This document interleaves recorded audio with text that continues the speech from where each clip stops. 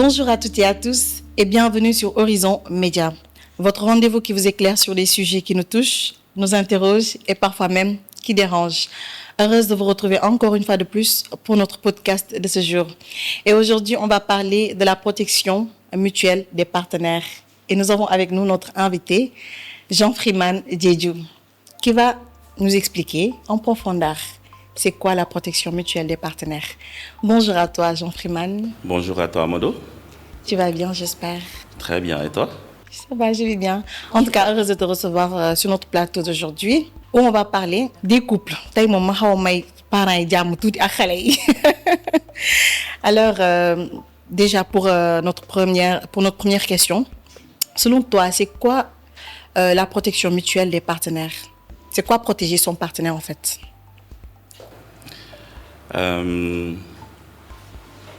Je crois que le débat d'aujourd'hui est très intéressant. Ça, c'est sûr. Très intéressant. Et puis, voilà, dans la mesure où beaucoup de couples sont fragilisés aujourd'hui à cause de plusieurs facteurs, souvent des attaques qui viennent de l'extérieur. Effectivement. Voilà, donc le sujet que tu me proposes aujourd'hui me paraît très intéressant et très important pour nos couples. Hein. Ouais. Voilà, et pour revenir à ta question, la protection mutuelle des partenaires dans un couple, c'est pour moi le fait de mettre son conjoint dans les conditions de sécurité. Parfaitement. Sécurité financière, émotionnelle, sociale, surtout dans nos pays africains. Surtout. Voilà, je pense que à plusieurs niveaux, il faut que le conjoint sente la protection de l'autre. D'accord. loolu noonu est-ce que dama ko bamtul ci olof tuuti comme ça gars yi ñi seetaan mën a xam parce que y a certaines nga xam ne certaines personnes quoi nga xam ñu ngi koy dund. Mais voilà peut-être dañuy bëgg pour que leur conjoint mën ko dégg. Waaw. Protection surtout au niveau des femmes bien sûr. Parce que jigéen ñi dañuy manquer protection mutuelle boobu. Venant de leur mari donc peut-être en wolof pour que ñu transférer leen. Waaw comme ni ma ko waxee sànq c'est quelque chose de très intéressant et de très important.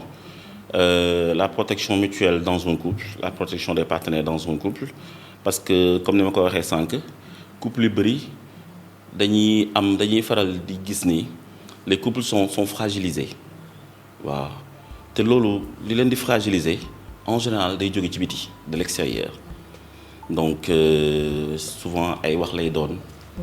Waaw surtout comme ni ma ko waxee dans nos pays africains. Mariage dafa ëmb lu bëri. Surtout. Dafa ëmb lu bëri parce que boo demee marié surtout par exemple jigéen dem nga bokk ci beneen famille te souvent les gens pensent que ils doivent s'impliquer dans les couples ils doivent s'immiscer dans le mariage des jeunes donc nekk na loo xam ni lu am solo période bi nga xam ni waaw lii di jóge ci biti dafay bëri trop. day bëri donc il faut que couple conjoint yi le mari et la femme ku nekk ngay sentir ni sa morom mu ngi lay protéger. waaw il faut que mu am loolu noonu mu am que tu sentes que voilà du man kese. problème bu ñëwee bu méttee bu diisee nga xam ni que tu sentes que sa partenaire mu ngi sa wet. mu ngi sa wet waaw. muy côté ci góor ki muy côté ci jigéen ki voilà que partenaire ku nekk mu am sécurité mu sentir ni man taxaw naa fu wóor fi ma nekk wóor na ku góor ki xam ni fi ma toll man mariage bi ma nekk nii lu wóor la du ay caaxaan comprendre nga que la femme aussi se sente à l'aise qu'elle se sente en sécurité par rapport à son mari. Donc sécurité financière sécurité émotionnelle surtout. Du côté des femmes. Surtout. Voilà sécurité sociale que man dans la société su ma génnee ñu xam ni voilà. Ça c'est la femme de quelqu'un. Ça c'est Madame Gomis par exemple. Wow. Voilà. Ça c'est Monsieur Tal. Ça c'est le mari de Tal. Si, voilà. Effectivement. Mais si je dois revenir encore un tout petit peu, parce que je t'ai entendu dire que surtout des côtés, les femmes ont plus besoin. Wow. Donc je pourrais dire à ce niveau que la protection du couple, elle incombe d'abord à l'homme. Surtout. Elle incombe d'abord à l'homme. La protection du couple et de la famille, en général. Elle incombe d'abord à l'homme. Moi, mooy andi sécurité boobu mooy andi sécurité boobu noonu sociale mooy andi sécurité financière. Voilà mooy jox tamit jabaram sécurité émotionnelle. Sécurité émotionnelle boo ko doon ni ñu koy waxee boo ko doon gën a expliquer par exemple. nan nga koy gën a mën a expliquer c'est-à-dire ci ban émotionnel genre de manière générale. su may wax sécurité émotionnelle. Moi, par exemple, Modo m'a invité pour que je vienne à son émission. Moi, pareil, pour nous, ma femme ne se sent pas à l'aise. Ouais. Parce que je suis, par exemple, un coureur de jupons. Et c'est une dame qui m'invite, qui plus est charmante, belle, comme Modo. Ah, il y a donc, tu vois. C'est vrai. Je dois faire en sorte que ma femme se sente confiance sama jabar na xam na mu wóolu te loolu man maa koy def depuis ba ñuy ànd mu xam ni ki may àndal nii du nit caaxaan du nitu caaxaan du question du quelqu'un koo xam ni c'est pas un coureur de jupons voilà ba muy ñëw ñu ànd c'était dans le sérieux ànd nañ toujours depuis ça fait peut-être des années on est ensemble donc c'est quelqu'un de sérieux donc war naa am confiance bu mat sëkk ci moom. xelam dal ci yow daal. Voilà, xelam dal ci yow. Donc loolu sécurité émotionnelle. Surtout envers les femmes. Voilà, en ce qui concerne les femmes. En ce qui concerne les hommes aussi. am na. Si. am na voilà. góor ñi tamit bëri na parce que gars yaa ngi koy kaas de. waaw góor yi amatuñ sécurité émotionnelle par rapport aux femmes parce que nee nañ léegi jigéen ñi mooy loolu. Justement. Donc la base c'est quoi? C'est la confiance. La confiance, waaw. C'est la confiance. Déjà man ce qui m'a touché mooy le fait que nga ne déjà sécurité boobu ak stabilité famille ça incombe à l'homme parce que ñu bëri léegi jàpp nañu sëy moom bu dëgëree rek ku jigéen ki la te du may léegi sax bon yàgg na ci quoi parce que da ngay dégg ñu la bu sa kër neexee rek yow jigéen la alors que damay ne par exemple man personnellement ki nga xam ne elle quitte sa famille pour venir ñoo fekk foo xam ne moom moo fay intruse bi parce que oui buy doog a ñëw intruse la xamu fa kenn kan xamu ko mu doog a bëgg a ñëw dëkk ak ñoom te dëkk dafa xat. Alors là, c'est à l'homme de faire en sorte que famille am mën a adapté wu ci moom mais moom aussi mën a adapté wu à la famille. Mais ce qu'on fait la majeure part ce qu'on voit en tout cas mooy dañuy fu jigéen dañ koy ñëw rek comme xar rek ñëw sànni ko ci famille bi rek daw. Donc elle n'a qu'à se débrouiller pour que mu maîtriser ñëpp et tout. Alors par rapport à ça qu'est-ce que tu as à dire? waaw loolu cas de figure yooyu noonu bëgg na. Je parle de cas de figure parce que du loolu moo war a am. waaw si. du loolu moo war a am. Wow. En Afrique, particulièrement dans nos pays, où la femme quitte sa famille, quitte son père et sa mère, voilà, ñëw embrasser une nouvelle famille, dans une nouvelle famille. Souvent, l'intégration de cette dernière peut être, voilà, peut-être difficile. Difficile, ouais. Ça peut être dû au mari, ça peut être dû aussi la façon dont la famille l'accueille, la famille bi di accueillir, ça peut être dû aussi à la femme elle-même. Si. Voilà, parce que voilà, ça peut être dû également à la femme elle-même. Voilà, donc c'est des efforts que les gens devraient faire à chaque niveau. Par exemple, que l'homme ne mette sa femme à l'aise dans sa famille. Parce que c'est pas une question de un jour, 2 jours, 3 jours. C'est une question de toute une vie. Donc, ton épouse doit se sentir chez elle, dans sa propre famille, dans sa famille. am na yenn yoo xam ne moom moo ko war a gérer. Mais tamit la femme bu yegsee la famille tamit dafa am nu mu ko nar a accueillir xam ni on a ko ki nga xam ne tey moo ñu jox ay doom. même bu dee tamit yàlla mayu leen ay doom mais xam ngeen ni am ngeen benn membre bu bees ci famille bi. waaw te ngeen ko war a jàpp comme une membre à part entière de la famille. oui, parfaitement. Voilà. loolu je parle dans les couples comme nous suñu couple africain. Ouais, si. Voilà, on vient, on trouve la famille du genre affaire yooyu noonu. Ouais. Il y a les frères, les belles-sœurs, les beaux-frères. Il y a les petits neveux, les nièces ak yooyu noonu, les parents même ñu ngi fi. Ouais. Donc il va falloir que voilà qu'on puisse gérer tout cela. Parfois c'est très difficile et c'est pas il faut tamit que les gens ñu am un peu de compréhension à l'égard des femmes yi ñëw parce que souvent on a trop vite fait voilà d'accuser la femme que moom moo bañ a intégrer moom moo def lii moom moo bon toppatawul lii ba pare c'est toujours tout le temps comme ça boo toppatee par exemple si tu t'occupes de tes beaux-parents ñu naan voilà jëkkër ji dem kii ñu naan dafa délaisser le mari toppatoo parents yi moom dafa sëy ak famille bi si par exemple tu t'occupes que de ton mari ñu naan non jëkkër ji rek la talul waa kër gi donc c'est des choses yoo xam ni c'est beaucoup de te bopp yi xam nga mooy loolu suñu nos parents ils avaient cette capacité là cette poigne là de pouvoir gérer toutes ces émotions là mais pas les filles d'aujourd'hui c'est un peu compliqué pour elles donc de ce point de vue là il faut pouvoir les comprendre. D'accord. Voilà. Ah loolu tamit c'est important moom c'est vrai que avant gars yi mental de fer bi ñu amoon ak léegi il y a une différence léegi par rapport à la protection mutuelle est-ce que c'est quelque chose bi nga xam ne c'est inné wala c'est quelque chose bi nga xam ne le couple doit pouvoir le bâtir ensemble. Je dirais que le bon Dieu nous a fait de sorte que nous soyons en mesure de gérer tout cela parce que il nous a appelés à fonder des familles et je pense que en chacun de nous il a mis les prédispositions nécessaires pour que ñu mën a gérer loolu am par exemple cette capacité à protéger son conjoint à protéger son épouse te loolu ci góor la fekk baax.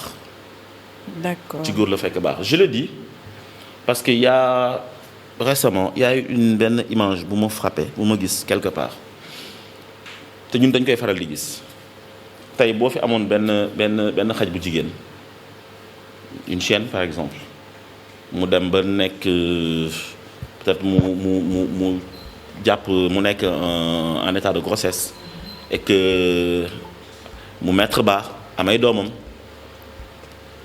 xaj bi son comportement am à l'égard même de la famille day xaw a changer. Si. Elle devient plus protectrice si. de ses enfants que nous-mêmes. Comprendre nga j'ai vu récemment une image boo xam ne c'est un couple d'oiseaux benn genre oiseau la j'aurais bien aimé avoir cette image là won la ko le mâle au moment où il pleuvait xam nga ñoom ils ont leurs ailes là. waaw. bu jigéen bi dafa nekk nii ak les enfants. moom mu ñëw avec ses pattes mu taxaw de sorte que. mu mën a jël ses ailes pour mu mën a couvrir et c'est une belle image. Si. Qui représente ce qu'un homme devrait pouvoir faire dans sa famille, être ce protecteur là. Être celui qui protège son épouse et leurs enfants. Parfaitement. Donc je pense que si cela est inné chez les animaux. Donc ça devrait l'être au niveau des hommes. Au niveau des hommes. Donc c'est des choses yoo xam ne yu nekk naturellement en nous. Maintenant c'est à nous de les cultiver, de les développer, de les fructifier. Donc c'est comme ça. Am na ñoo xam ne c'est beaucoup plus latent en eux ou bien en elles. Donc yow ñun ñoo koy susciter. Et puis le mariage aussi à des je sais pas à des niveaux je dirais exige certaines responsabilités au conjoint, à l'épouse, à l'époux. Donc c'est des choses yoo xam ni on doit travailler là-dessus. D'accord. Voilà, c'est inné. Pour répondre à ta question tout bonnement, c'est inné et que ça peut être caché. Maintenant, c'est à nous de le développer et puis de savoir que c'est nécessaire, c'est quelque chose de nécessaire. Il faut qu'on ait cette capacité à nous protéger. D'accord. Voilà. Ah, en tout cas, réponse B, ça me va parce que normalement, comme nous avons par rapport à l'image, c'est à l'homme de protéger Jabaram.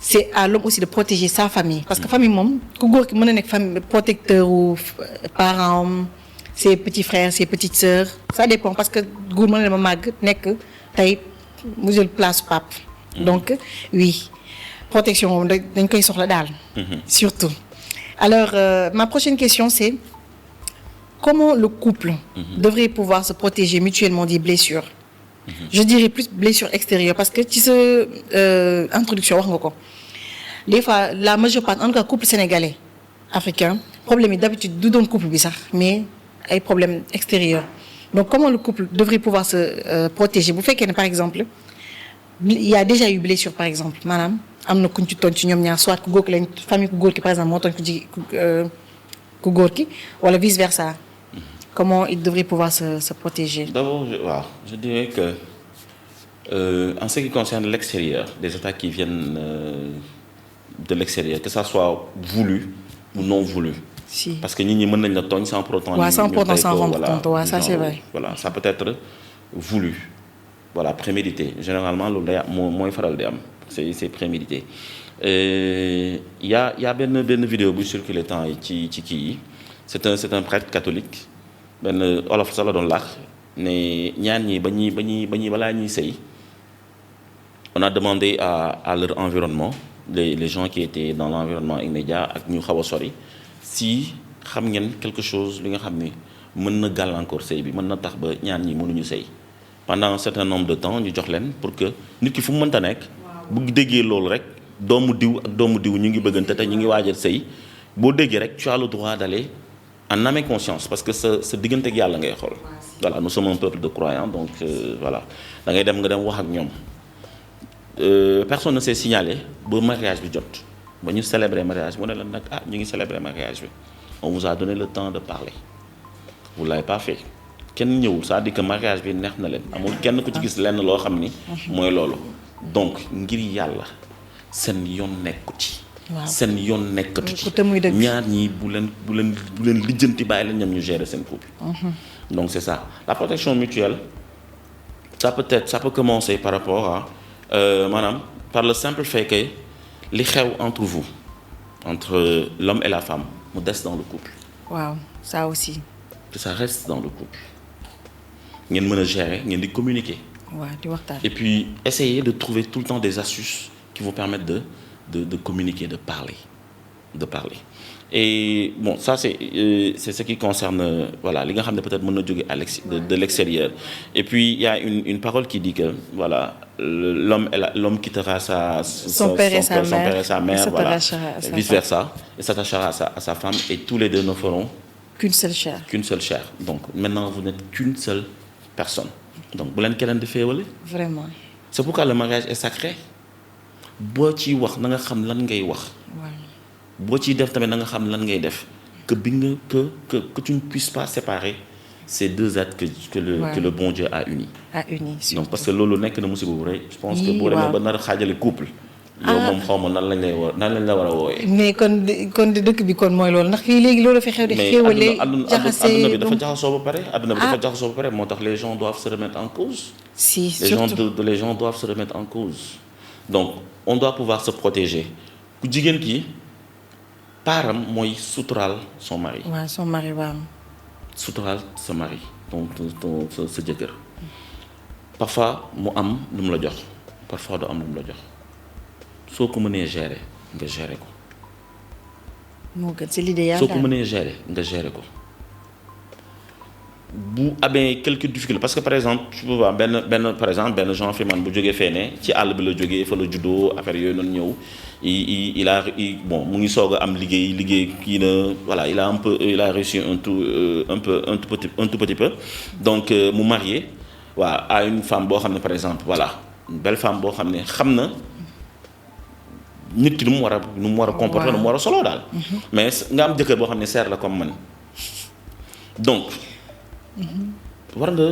la femme doit pouvoir soigner l'image de son mari. Si, parfaitement. Ni nga meloon en tant que célibataire boo demee ba am jabar da nga war a soppeeku maanaam da nga war a tu dois t'améliorer quelque chose moom changement bu concret boo génnee ñu ne kii voilà ça se voit que c'est un homme marié. Si. Célibataire bu génn un homme marié bu génn on doit sentir la différence. dëgg yàlla. Donc la femme protège son mari, la femme soigne l'image de son mari. Et Ça, c'est important. Vice versa. L'homme doit aussi veiller à ce que voilà jabaram bu génnee ñu ne voilà c'est ça. Donc yaa ngi protéger sa jëkkër yaa ngi protéger sa jabar. Et pour revenir pour toucher du doigt mooy li nga doon wax sànq aux paroles blessantes ak affaire yooyu noonu. Je pense que dans un couple c'est des choses à éviter. Quel que soit alpha, quel que soit le degré du problème, pas d'invective, surtout. pas de paroles blessantes, pas de paroles dures, que ça soit du mari ou de la femme. Parce que dafay gis nga génn ci biti keneen wax la parole bu blessante moo gën a oyof sa conjoint wax la parole boo xam ne bu blessante. Là tu te sens profondément touché, tu te sens profondément heurté, blessé. Donc je pense que dans le couple c'est des choses à éviter, des paroles blessantes. Et puis encourager surtout les mots doux, voilà, les mots doux, l'amitié, la complicité, voilà, c'est des choses à encourager. Les jeux, par exemple, tu te réveilles, même si tu n'as pas envie de sourire, mais tu souris à ton mari. Si. Tu n'as pas envie de sourire, mais tu souris à ton épouse. Souvent, on est fatigué, complètement lessivé. Ton mari vient, tu as quelque chose à le suggérer, mais tu ou bien même tu le reçois. Parce que la femme doit être soumise à son mari. Et comme je le dis, c'est très important. C'est très, très important. La soumission. La soumission à son époux. L'homme doit aimer sa femme. Et ça, c'est très important. Mais quand tu ne le fais pas, que ça soit l'homme qui n'aime pas ça, qui ne travaille pas là-dessus, à aimer sa femme, à lui prouver son amour. Si la femme ne travaille pas, n'œuvre pas à être soumise à son mari, c'est une mariage, vous allez échouer. Quel que soit le fait. Ça, c'est vrai. Et ça, je sais, je sais, mais par rapport à ça, en tout cas, aussi, on ne parle pas forcément pour nous, mais par rapport à ce qu'on a l'habitude de voir quotidiennement, sur notre entourage. Mais la femme, elle n'a pas, surtout la femme sénégalaise, elle a été éduquée plutôt pour être soumise. Mais c'est plutôt l'homme. Moi, j'ai du mal à aimer réellement sa femme, sous toutes ses formes. Parce que aimer, nous sommes conditionnés. Je t'aime sous condition que, par exemple, je respecte les ou sous condition que je ne définis. Mais, si vous manquez, l'amour va commencer à gagner. Alors que par contre, la femme, même malgré ses attentes, elle continue à être soumise. Donc côté bobu aussi yow ban message ngay lancer góor ñi ba xam peut-être ñu gën ci góorgóorlu jigéen ñi moom je suis l'avocate, je ne dirais pas l'avocate des femmes, mais je suis l'envoyé des femmes. dañ may jox seeni kii ma ñëw exposer ko ñu waxtaane ko. waaw donc par rapport à ça gars yi ñu ngi ci clamé lu métti. ci clamé. waaw vas-y. ñu ngi clamé le fait que ñoom les femmes s'investissent réellement dans le mariage, mais que góor ñi par contre. ñoom bu ñu gisul li ñu bëgg rek wala leen arrangé ci couple bi rek ñu commencé di dem xool de gauche à droite voilà trouver excuse en tout cas pour bala fa dem xool leneen. Tout à fait. Tout à fait. Je crois que souvent ñun on a tendance à fàtte lu ñu doon gis nga l'homme. C'est pas moi qui demande à l'homme d'aimer sa femme. C'est pas écrit dans quelque part ou bien c'est pas inscrit dans la constitution ou quoi. C'est Dieu qui le demande. Parfaitement. Yàlla suñu borom. moo santaane góor mu bëgg jabaram soxnaam.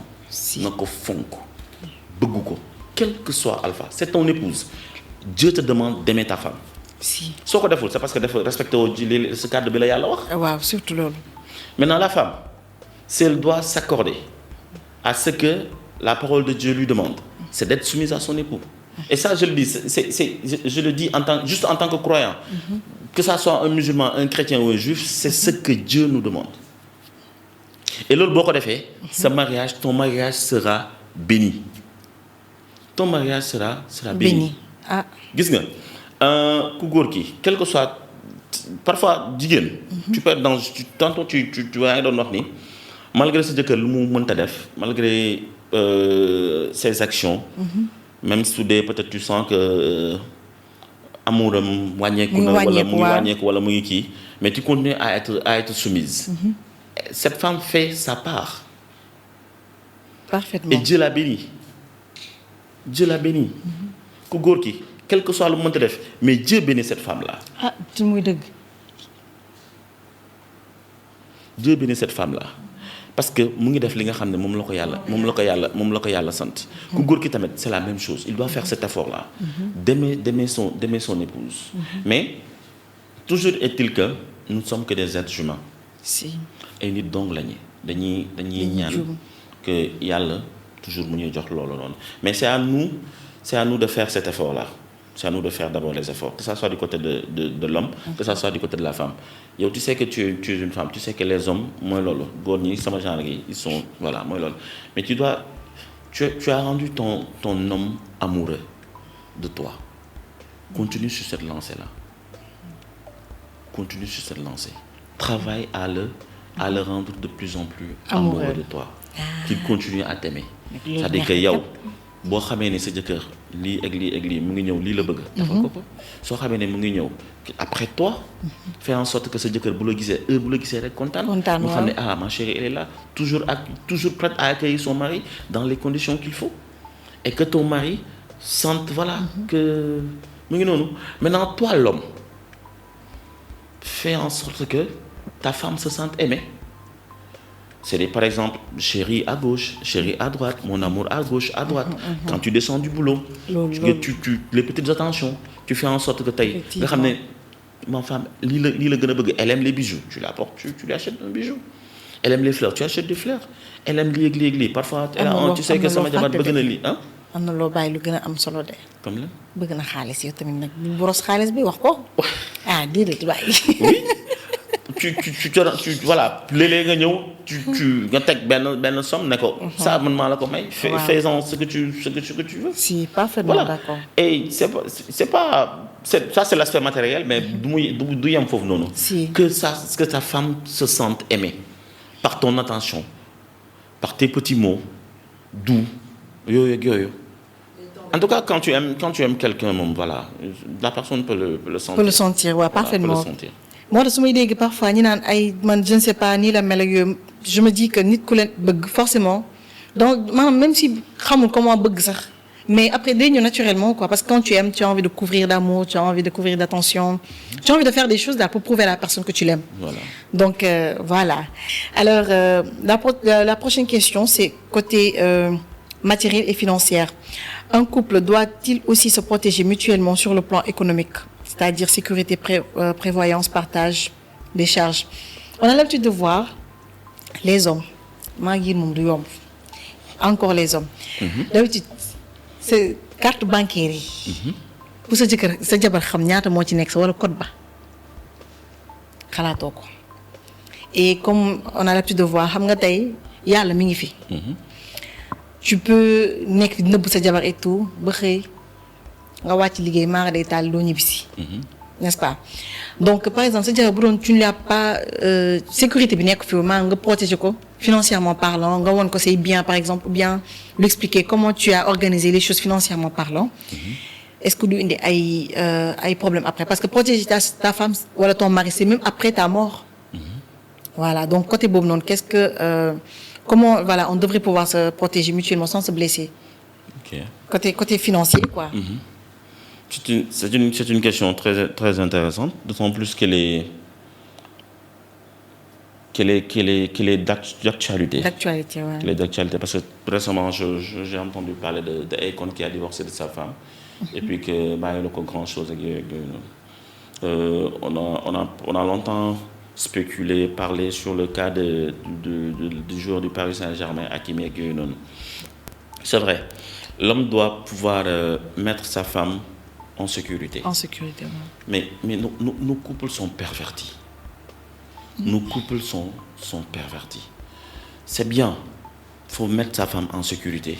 Faut que nga am voilà que tu lui que en cas de d'imprévu, voilà, en cas de d'indisponibilité du mari, que la femme puisse disposer de leurs moyens communs ou bien des moyens de son mari pour se sortir de certaines situations. Effectivement. Mais que ça soit dans le bon sens. Parfaitement. Mais les hommes qui le font, généralement, c'est parce que, voilà, je ne dédouane pas les hommes. Mais on a constaté que les femmes avaient cette tendance-là à abuser, voilà, du pouvoir économique de leurs époux. Par exemple, vouloir tout le temps compter sur, voilà, ne sama jëkkër day liggéey, voilà, am na lii am na laa duma liggéey duma def lii et puis ngay bëgg a nekk une femme dépensière. Si tu es une femme dépensière, forcément le mari ne mettra pas votre compte commun ou bien il ne mettra pas son compte à ta disposition. Parce que mën na xëy dem liggéey benn problème situation présenté wu son entreprise est sur le point, par exemple il perd un contrat, son entreprise est en faillite, mu ñëw xool dans leur compte, dans son compte ou bien dans votre compte commun, mu fekk ne tu as tout dépensé en sac, en bijoux, en je sais pas en quoi. Ça c'est quoi d'autre. Wala nga dem defi du shopping, dem defi ay. Il y a des femmes qui sont dépensières. Si, ça c'est vrai. Le monde, voilà. On reconnaît. Donc ça c'est un problème dans un couple. Je pense que vous pouvez avoir un compte, l'idéal c'est d'avoir un compte commun, que les deux conjoints s'attelleraient à alimenter, que yow ngay liggéey di ko alimenter ku góor ki. Aussi di liggéey di ko voilà, alimenter. jigéen ki tamit bu amee leen loo xam ne si elle est dans les dispositions de pouvoir travailler, contribuer à ce que ce compte-là soit alimenté, qu'elle le fasse. Si. Bu ko mënee def mu def ko. Je dis bien quand elle est dans les dispositions, mais le rôle d'abord incombe à l'homme. À l'homme, effectivement. Na góor ñi xam ni ñoom ñoo war a toppatoo seen jabar yi. Un homme doit prendre soin, ça c'est son devoir, prendre soin, protéger son épouse, prendre soin de sa femme et de ses enfants. Effectivement. Voilà. Maintenant léegi si sa jabar am na yéene te loolu lu rafet la. jàppale la ngeen am un compte commun mu koy alimenter. Donc ça ne peut être que bénéfique pour la famille, pour le couple. Donc ça c'est important. Mais un homme ne doit jamais, par exemple, demander à son épouse ñaata nga am ñaata ngay fayeeku, jamais. Ça se fait pas. Ah bon? Non, ça ne se fait pas. Ça ne se fait pas. Un homme n'a pas le droit de chercher à savoir combien sa femme perçoit. Yow loolu moom gars yi dinañ kontaan di bu ñu ko déggee di. Ñan ñooy kontaan les femmes. Jigéen ñi waaw. Un homme n'a pas le droit de dire à sa femme gaz bi jeex na demal jëndi gaz, ceeb bi jeex na demal jëndi ceeb. Man de sama gaz jeex na sa jabar la nga toog nga jaaxle amoo ngay génn gauche droite mu gis ne sama jëkkër sonn na xam naa ne kii nga ne ko chérie lii de diw moomu ci ñëwoon keroog wala lii suñu natt ba keroog bi jël naa ci léegi lii mu jàppale la. Là c'est possible mais c'est pas à toi de lui demander. Et loolu mag moom ma ko wax. mag moo la ko wax. mag moom ma ko wax et je sais que du loo xam dooy caaxaan. waaw maa wax ko pour wax ko rek daal waxu ko pour wax ko. C'est en connaissance de cause. ay maanaam ay kii la yoo xam ne ay c'est des choses, c'est des trucs qu'on dit souvent aux hommes. Ouais. Voilà pour qu'ils se prémunissent de certaines pratiques. ngay bañ di bëgg kii sa jabar ak yooyu noonu. Voilà mais les femmes, retiens que les femmes souvent sont dépensières moom mooy tax que leur mari ñu leen di kii voilà ñuy nëbbale souvent leur compte ak du genre wala ñu def kii mais aussi également je pense que góor tamit war na am quelque part fu muy denc loo xam ni pour bu demee ba situation critique. waaw jabar ji ñëw jaaxle mu ne ko non attends xaaral ma def lii nga kii ci man dinaa def lii mën naa def lii tu comprends. C'est-à-dire que mu bañ a nekk une marge quoi mu nekk juste une marge. Voilà une autre marge de manœuvre. yoo xam ne couple bi mën na nekk dans des situations yoo xam ne yu compliquées que yow mi l'homme yow mi nga xam ne tout le monde compte sur toi nga ne amoon na benn compte bi ma defoon fee. fàtte ko pour un cas de voilà. nga dem de problème. Voilà.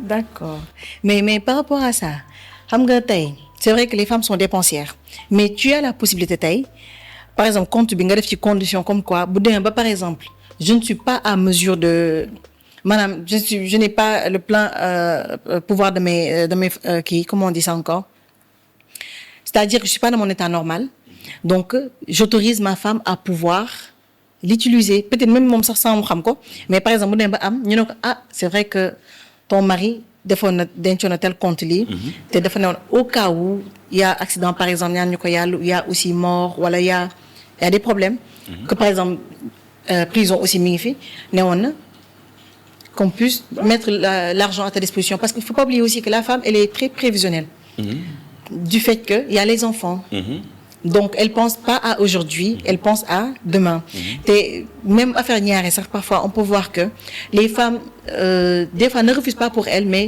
dañuy xalaat seen avenir doom donc côté boobu aussi est-ce que ce serait pas bien comme ni que l'homme trouve un moyen pour que bu problème amee maanaam mun na bañ a mettre la femme mal à l'aise ou bien aussi les enfants nekk dans une situation boo xam ne non c'est ça il y a même souvent da ngay dégg ñuy wax ay affaire assurance vie. les assurances waaw assurance yooyu noonu pour que voilà loo xam ni ñaanuñu ko yàlla bu amee voilà.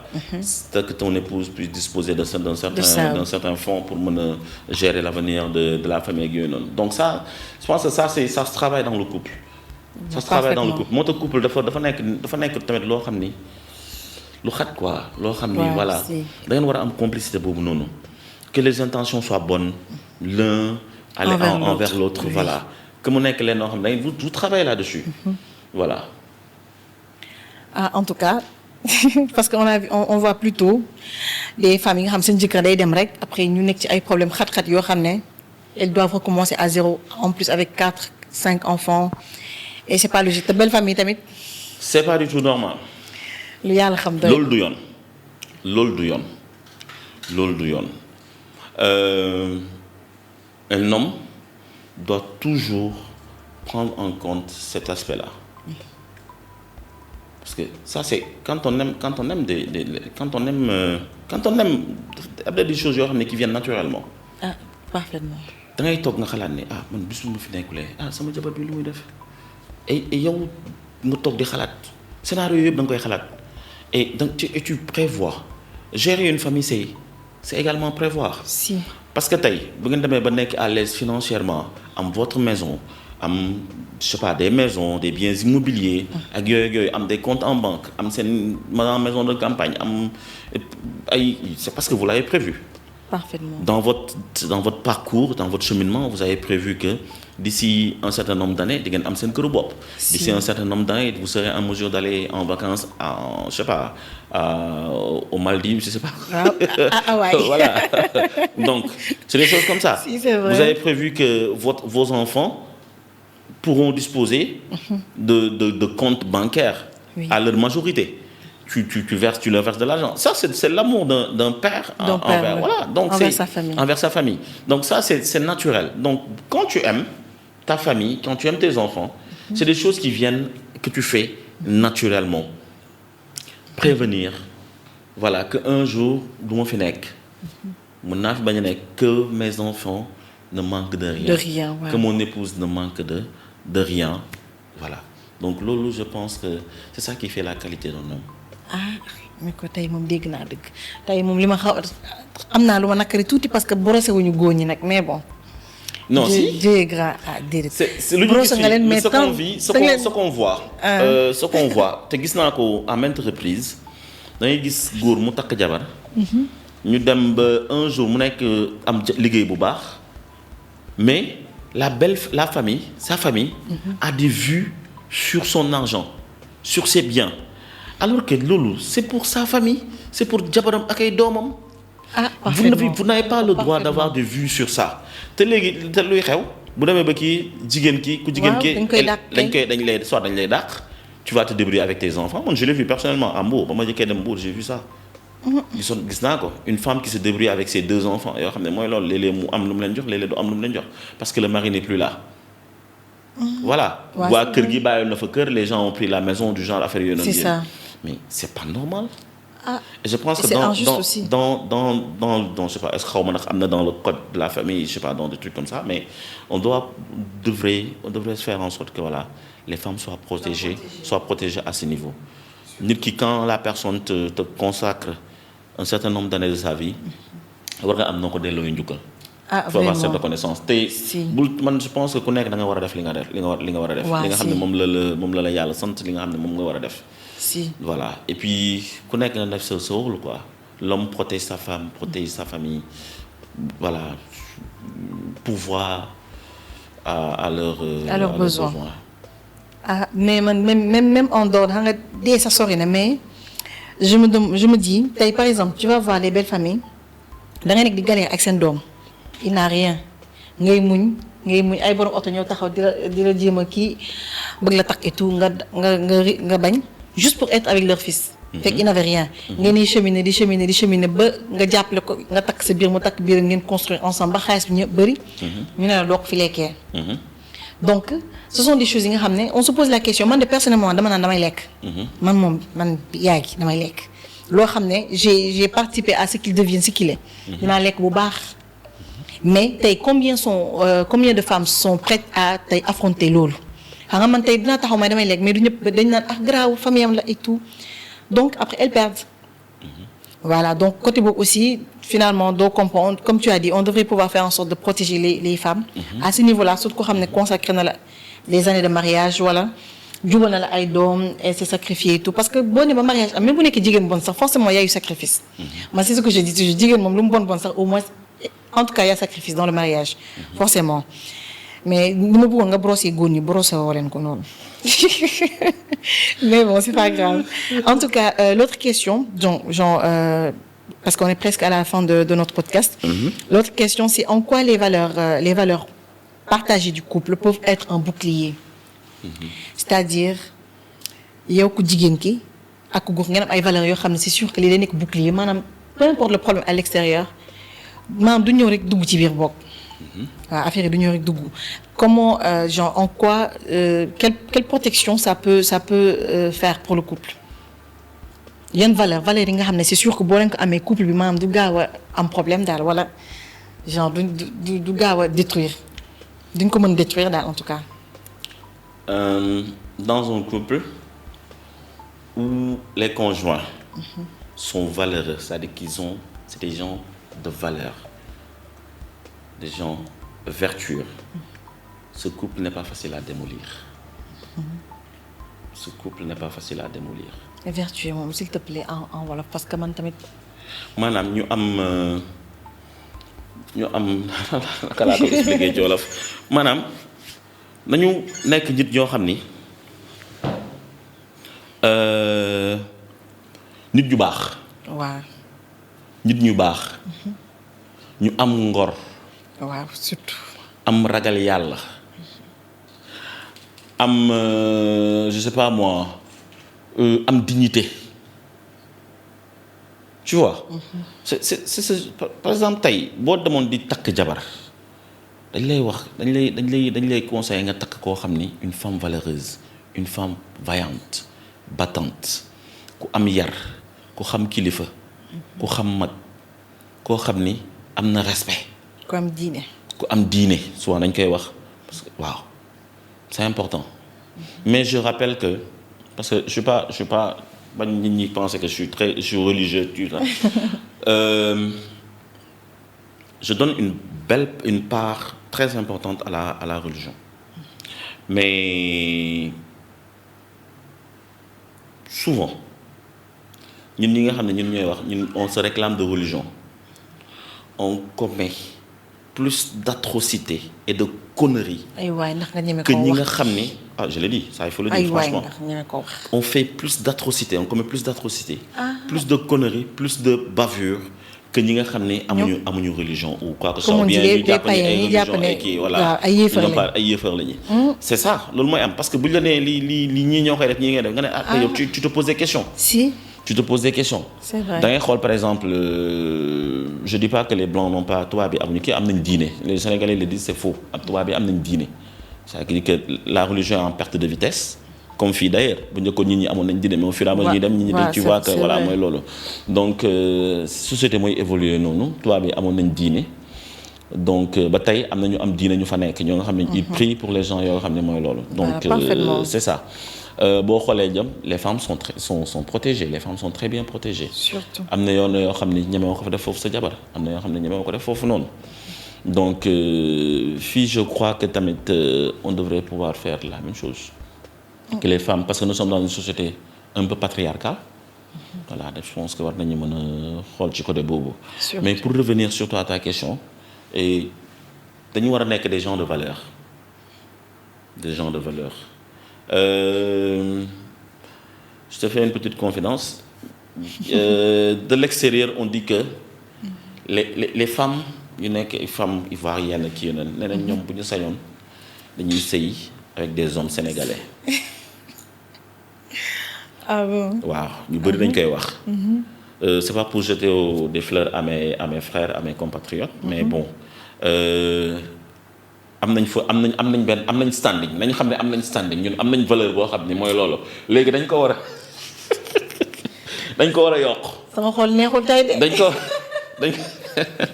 dañ ko war a yokk non c'est-à-dire que valeur boobu fu muy jógee c'est-à-dire que da ngay gis ñoom. souvent da ngay gis ay problèmes.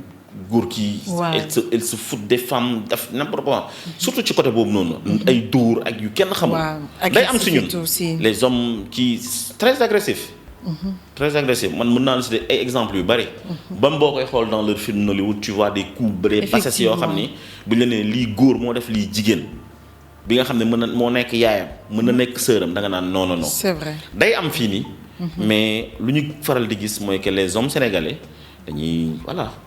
dañuy tiitaroo seen jabar yi nga gis góor boo xam ne mën naa surtout bu ñuy doxaan lu mu am yépp la lay xëpp sa kaw. mais loolu moo baaxul nag bu ñu lay doxaan mais après bu ñu la takkee kii moo gën a important loolu day am bu ñuy doxaan souvent lañ koy def mais tamit am na ñoo xam ne dañ koy continuer di def. waa si dañuy jëndal seen jabar yi da ngay dégg ay kii jëndal na jabaram lii kii def na jabaram lii mais c'est au moins ñuy def seen jabar yi. c'est vrai voilà. donc je dis pas que ña ngi duñ ko def mais ñun faral nañ di ñoom seen famille daal wax nañ ni loolu par rapport donc à nos hommes donc soyons des hommes de valeur am lu ñu gëm voilà nekk tamit des femmes de valeur am tamit lu ñu loolu boo ngeen ko defee boo ngeen ko amee nekk femme ak homme de valeur je pense que lu bëri du kii parce que boo amee ngor am dignité am coofeel am mbëggeel ci sa jëkkër vice versa tamit ku jëkkër ki ci am ko tamit ci jabar xam naa yenn yi moom du ngeen ko defante seen biir. par exemple man sama éducation mooy ma tey par exemple ma taxaw di gifler sama jabar. sama éducation mooy ma tey ma taxaw di saaga sama jabar. te sama jabar tamit éducation mooy ko tey mu taxaw di ma saaga. éducation mooy ko par exemple mu taxaw ñëpp taxaw mu muy yuuxu wala man sama éducation mooy moom sama jabar taxaw ñëpp ngi taxaw mu koy yuuxu. ou bien ma taxaw ci biti nekk fee di wax lu ñaaw sama jabar non. Donc c'est ça. Parfaitement. Je suis parfaitement d'accord. C'est vrai que comme on dit affaire bi aussi éducation ci la bokk de.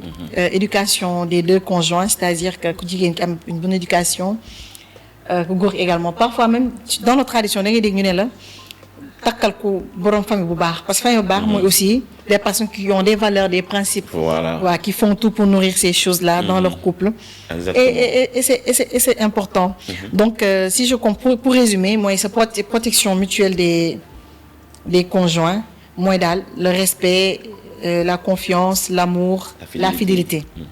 D'accord. Alors tey tu vas conseiller à tes amis là tes confrères d'être fidèles parce que infidélité góor ñi moom la ñuy jooy fu ne vous êtes infidèles. Oui. Vous êtes infidèles. Oui. C'est-à-dire que c'est dans la nature humaine, non? Mais heureusement que nous ne sommes pas que des êtres de chair et de sang. Heureusement. Heureusement que nous ne sommes pas juste des êtres de chair et de sang. Heureusement. Voilà, Dieu a mis en nous, voilà, un esprit, une âme, un cœur, voilà, qui font que, quel que soit Alpha, on va dompter la chair. On va dompter la chair. Donc, pour faire, comme tu dis, si j'ai un conseil à donner aux hommes, c'est d'aimer nos épouses. Que nous, les hommes, qu'on sache montrer de l'amour à nos épouses, qu'on les aime profondément, qu'on les chérisse. Voilà. et que la protection d'abord dans le couple nous incombe à nous hommes. C'est à nous d'abord, nous les hommes, de protéger nos épouses, de protéger nos enfants, nos familles. Et c'est à nous de pouvoir à leurs besoins, à tout ce dont ils auront besoin dans la vie. Donc c'est ça. Et puis di ñaax tamit jigéen ñi, nos femmes. Voilà. Aidez-nous aussi à vous aimer. Soyez aimables. Soyez aimables, toujours séduisante. Comme ni ngeen doon def auparavant pour que ñu nopp leen bëgg leen. Continuez ainsi. Essayez toujours de charmer votre mari, de le séduire au quotidien par des actions, par des paroles douces, par la soumission, par leneen ak leneen, par l'aide, le soutien, le sutura surtout. Jigéen day suturaal jabaram. Et góor day bëgg jabaram di ko chérir, di ko voilà. Et loolu moom les hommes sénégalais savent le faire. Ah mais damaa naroon jeexal waaye du ma jeexalee fii waaye. En fait, j'aimerais juste revenir sur le fait que avant le mariage, tu as le temps pour toi. Yow sa yow toogoo yekkoo balewoo. Mais après le mariage, forcément, avec les enfants. Comme tey le matin ma yeewu avec mes enfants, est-ce que am naa temps naan maa ngi def benn petit body. Les enfants ku nekk naa la yaay ana ndékki bi yaay xiif naa de xam nga. Moom aussi mooy sa taaw fa lay toog tam di croiser les bras di xaar ndékkeem du xool fu mbir bi toll. Donc est-ce que côté boobu ku jigéen ki elle pourra toujours c'est-à-dire garder la flamme. Je suis d'accord du fait que peut-être boo ma nee ba pare mu mën a ñoo defaru et tout, mais sur le coup nii genre sur le tas. Ce sera compliqué pour les enfants. Donc est-ce que yéen foofu doo leen ñu xaw a comprendre tuuti. Si. Il y a de ces jours yoo xam avec les enfants qui t'accaparent la maison. Tout à fait. Ouais. Tout à fait. Et c'est pourquoi moi par exemple, tout à l'heure avant de venir, quand je me réveille le matin, je te disais que madame est en congé, mais dès que je me réveille le matin, moi je sais qu'elle est dort. Par exemple, aujourd'hui elle s'est réveillée à 6h30, elle est en congé, elle s'est réveillée à 6h30. Elle est allée au marché faire ses propres achats et puis voilà, faire le marché également. Et dès que je me suis réveillé, j'ai fait le lit. S'il vous plaît, jëlal ma loolu. Nee na il a fait le lit. Yéen a ngi koy zoom, est-ce que il a fait le lit? Ouais, tu as fait le lit. Mon mari. J'ai fait le lit. Essayé de ranger un tout petit peu. Si. Moom, elle était déjà arrivée. Elle était déjà rentrée du marché. Je suis rentré dans la douche pour jël sama parce que xamoon na ne je venais ici. Mais ba ma duggee après bon je me suis rendu compte que bon comme j'y vais à 13h mais attends je waaye rek ma génn.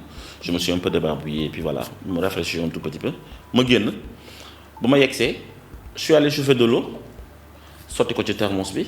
Dégg loolu. J'ai réveillé mon fils qui dormait jusqu'à 9h. Ma ne ko demal nga jëndi mburu. Et voilà. J'ai fait un peu de mayonnaise, un peu de truc pour les trucs pour le petit déjeuner. Ma ñëw teg à table fu ñuy ndekkee ñu ñëw toog ñu ndekki. Ba ma paree ma kii et ça la soulage un peu. Aujourd'hui am na des choses yoo xam ne tey on doit pouvoir war nga ci mën a jàppale sa jabar nga yeewu gis ni elle est occupée, elle est affairée à d'autres choses. Tu l'aides un tout petit peu. nga dem def am loo mën a def. Tey des gens tey boo demee dans beaucoup de familles.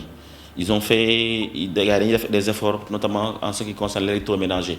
Am ngeen four, am ngeen micro-ondes, am ngeen machine à laver. Donc ça vous diminue les charges. Damatul leen root ci teen ba comme le faisaient les kii damatul leen kii. Voilà amatul root ndox am dajale foofu am foo ko dajale parce que am ngeen réservoir ci kaw. L'eau moom c'est à profusion. ngir dugg ci salle de bain bi du manqué ndox. Quel que soit SDE coupé na mais on se doit manquer ndox. Donc tu vois ça ce sont des améliorations qu'on peut faire au niveau des maisons des familles pour ñu alléger le travail à nos épouses. Léeg-léeg nga ñëw sa jabar ñëw nga ne ko ah chérie mu bëgg a ñëw dugg ci waaye nga ne ko non t'en fais pas j'ai déjà fait le dîner parce que man maa la njëkk a wàcc. Loolu gars yi duñ ko def. Non ça peut se faire. C'est-à-dire que loolu day neexal pas parce que moom laa la wax faut pas être macho trop macho. Billaay wax ci. Il faut ça du ñuy wax galanterie ci la bokk du ñàkk fayda du question da nga bëgg a tubaabe wala kii mais loolu ci la bokk. Ton épouse arrive nga ne ko j'ai fait le dîner. Même même boo mënul ou bien voilà tu je sais pas tu commandes mu ñëw du genre d'affaire yooyu. Donc le matin man j'ai l'habitude de faire le petit déjeuner man kër ga moom c'est moi qui fais le petit déjeuner. Sama xol mi ngi doog a sedd nag. Voilà il y a des choses yoo xam ne bu ngeen ko defee yàlla day bénir seen couple.